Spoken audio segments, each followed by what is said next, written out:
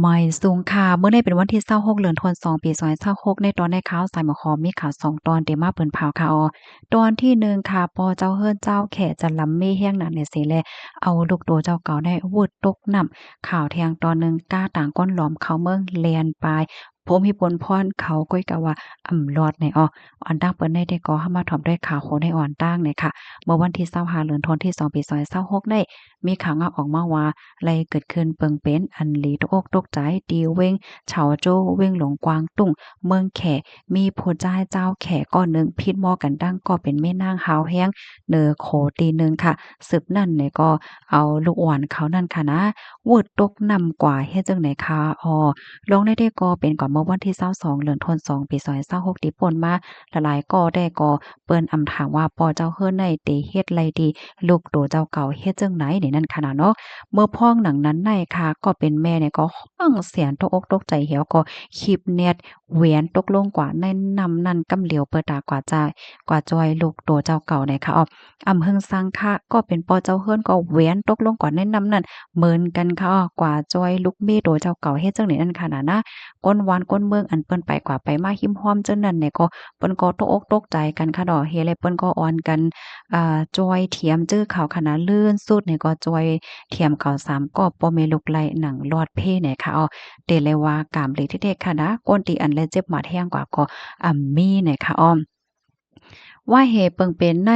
เปิ้นแพ้กว่าเนินสื่อตรงก้นว่าจังหวะเฮ็ดจังไดยาวค่ะเนาะก็มีก้นปันตั้งหันถึงตั้งนำตั้งหลายปอกกำในเดเลยว่ากามเลยเด้ๆตีอันตั้งสามก็ลอดเพ่เหเป็นอีหังน้ำเนี่ยค่ะเนาะก้วยกาลองเฮ็ดตั้งสารจังไหนได้ก็เลยเป็นซีอีดสารเจ้าหนังหวานนำเจียวนำผัดท่องเอาลูกอ่อนกว่าไก่ตีหือหลาใน เฮ็ดแนวเนาะมาเจอกับปันตาหันถึงว่าบ่โฮบโทษปัญหาลองข้องคำอีหังพิษหม้อกันตานเถอะก็เย้ามันโหลแลแจกแผ่โหลแลกว่าโลกดีลูกอ่อนแน่เจอโหสังลูกไหนเนาะมันก็ว่ากึ่งลีนไล่ใจสติวิทยาปัญญาเหี่ยวก็กะลีลองข้องคำกว่าใจเลยว่าเอาต้อซาโมหาเหี่ยวก็เฮ็ดฮอดลงกว่าเฮ็ดไหนอ้อข้อมูลตอนในคาลิปีมาดีห้องการข่าวโซฮาออกไว้ค่ะลูกดีข่าวเงาโหในเหแลกำไดมาถ่อมด้วยข่าวเงาแทงตอนหนึ่งค่ะ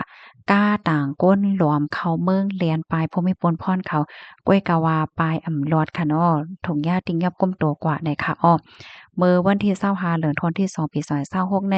มีข่าวง่าวออกมาว่าภูมิพลพรเขานั้นติงยับก้มโตไลก้าต่างก้นหลวมเขาเมืองค่ะยับไลก้นมีวัดไว้ใน15ก่อในออเมื่อแต่มันได้ก่อในภูมิพลพรเขานั้นไล่หับสายข่าวว่าคบโทผันก้าอันลีทางเทิมค่ะนะ คอมาตีเหนือเส้นตั้งซ้าย323มุ่งหน้าเข้าเว้งกาญจนบุรีเนี่ยค่ะเฮ็ดนั่นเฮ็ดแลภูมิพลพรเขาเนี่ยก็จังไลเอาตั้งก้าปลิกเหลำจอมค่ะตั้งแต่ลุ่มสุ่มวังดงเฮียก็มีรองกับสืบกับสารกันตั้งฝ่ายภูมิพลพรเขาเฮ็ดจังไหนคะนะก้วยกาวากาลำนั้นในก็คัดใจคอไว้ๆค่ะเปิดตาปลายกว่าเฮ็ดจังไหนคะนะก้วยกาวา อ้อมลอดค่ะเนาะย้อนก็เพราะว่าพอมีปนพ่อนเขานั่นโคมือกันหลายปานหลายฝ่ายเสียก็ลำจอมค่ะนะเอากว่าเอามาไหนกาลำนั้นเนี่ยก็คือเทอยู่ก็เรียนปลายค่ะเรียนปลายว่าไหนเสตาก็พอมีปนพ่อนเขาก็เรียนลำจอมเทียงค่ะเลื่อนสุดเนี่ยก็ติ้งยอกกุมตัวไหลนั่นน่ะเนาะเป็นสำว่าเข้าใจปลายตานเฮอก็ลอดไหนค่ะนะข้าวตั้งอันภูมิพลพ่อนเขาลำจอมในไกลถึง30กิโลเมตร ลูกกว่านยาวในค่ะอ้อก้นฮอก้าในจื้อห้องว่านายต้นรักว่าความใต้ก็ได้ว่าต้นหักค่ะเนาะอายุเลย21ปีค่ะเป็นก้นหยานเมืองก้วยกะว่าเกิดที่ในเมืองไทย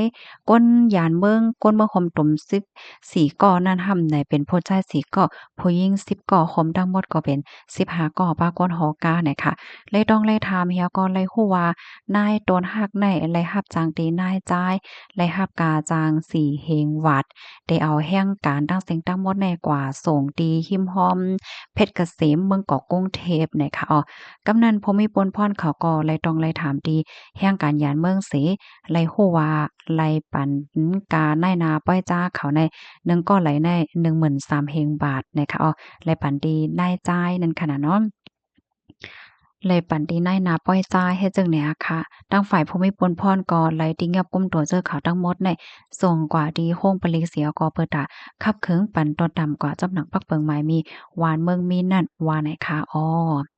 อ้อค่ะต่อถึงมื้อเลียวค่ะเนาะเลินโทนที่2ปี2026ใน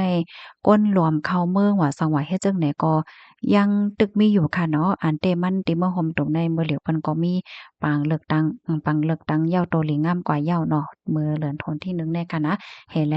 มื้อเหลียวเพิ่นก็อบโอ้กันสิไหนเตมีมาเป็นจุ้มลงปองจึงเซียนจุ้มหมายเหย้าเนี่ยค่ะอ้อเฮียงและยังตึกมีก้นหลอมเข้าเมืองอยู่ค่ะเนาะลองในพี่น้องเฮาค่ะหันถึงจังหือพวงเนี่ยค่ะ เงาลายกูลองอันเป็นว่าอยู่ในเจ้ามันปลาลีค่าฮื้อเนาะในค่ะเนาะก็อบโอ้กันไล่ในค่ะนะ ยินจมกูก็ดีรับถอมปันเอ็นปันแห้งค่ะในตอนแรกค่ะแค่ย้อนป่องแรกในปันพี่น้องค่ะอีกหนึ่งเกี่ยวกับไปลองฟิงฟ้าราศีเนี่ยค่ะเมื่อเหลียวในหลายๆพื้นที่ก็มีฝนตกไว้มันลุกดีข้าวกะเถียวก็ยางโจ้ข้าวไม้ค่ะบางพื้นที่ก็มีฝนลงล่มลงข้าวเฮ็ดให้ค่ะสืบกว่าหน้าได้แต่ก็เล็บได้เป็นข้าวฮ้อนข้าวไม้ยาวไล่หัวปีในๆเตฮ้อนไม้เหลือสีปีกายที่ป่นมาเที่ยงลูกกวนยาวเนี่ยค่ะว่านะ อันนี้ก็เป็นลองที่อันลีโกได้เด้นะคะอันลำลองเลอเซเปิ้นสุดได้ก็ข้อที่1ในให้พี่น้องค่ะสติลองไฟไหม้ค่ะนะไฟไหม้ป่าไฟไหม้เฮิรนเพราะว่ามันไหม้แรงน่ะไหนมันแรงแรงค่ะเนาะมันสังถูกมันจังเป็นไฟลุกไหม้ไล่จังไหนค่ะเนี่ย เพราะว่าไฟไหม้ไหนอันดีไหม้อกไหม้ใจน่ะแน่วัดไหวว่าไหวเกิดว่าห่างไหวเฮ็ดจั่งใดอะค่ะบ่เป็นไรได้ก็คัดใจเก็บไว้ดีอันยำนำก็เตื้อนำก็ย้ำเตื้อไฟก็อำไหม้ได้เด้อหลอดเพหลีเฮ็ดแหน่เนาะย่อก็แทงตอนหนึ่งค่ะในตอนของการลุ่มลาดด้วยถึงป้าอยู่หลีกินปันนำให้เป้งโป้เฮ็ดแหน่ย่อก็ป้ายจ่ายค่ะเนาะคัดใจลุ่มลาป้ายจ่ายปล่อยขิงข้าวฮ้อนได้มันเฮ็ดให้ก้นใจปิดใจปอดเสียวก็จำเป็นต้องทราบมห้า ไล่เฮ็ดให้ยก็แทงอันหนึ่งเนี่ยก็เพราะว่าแต่ก่อนแหลนนำกว่าเลนนำกว่าเลนนำตกแล้วเจ้าเนี่ยก็ไฮไลต์สตีป้าค่ะเนาะเมื่อพ้องที่พี่น้องค่ะแต่ก่อนเหลกว่าแอวกว่าเลนนำนั่นก็ไฮไลต์ถ่อมด้วยสายไหงเงาลายฟิงฟ้าราศีเสียก่อนเพราะว่าเฮาค่ะก่อนเลนนำตกก่อนลุยนำไว้อยู่เฮฝนนำตกตีโหนนำไหนอำสางถกมันได้จางเป็นนำกึ่งกลางไหลลงมาให้ไหนเพราะว่าบางทีอันที่มีภูมิพลพรเขาภาคใต้ตัวอยู่ตัดเสนั่นแต่พอเขาฮู้ว่าโหนำฝนได้ตกไหนเปิ้นได้ปิกไว้ตีน้ำตกนั่นค่ะนะก้อยกะว่าบางทีในเพราะว่าเปิ้นปองเลี้ยงเนี่ยมันสังถกฝนนำกึ่งกลางมาเนี่ยค่ะอันนี้ก็ไว้ใจพี่น้องเฮาค่ะเนาะไก่เพ่ให้แลจังไว้เพ่ไว้ก่อนค่ะหมอยสุงค่ะ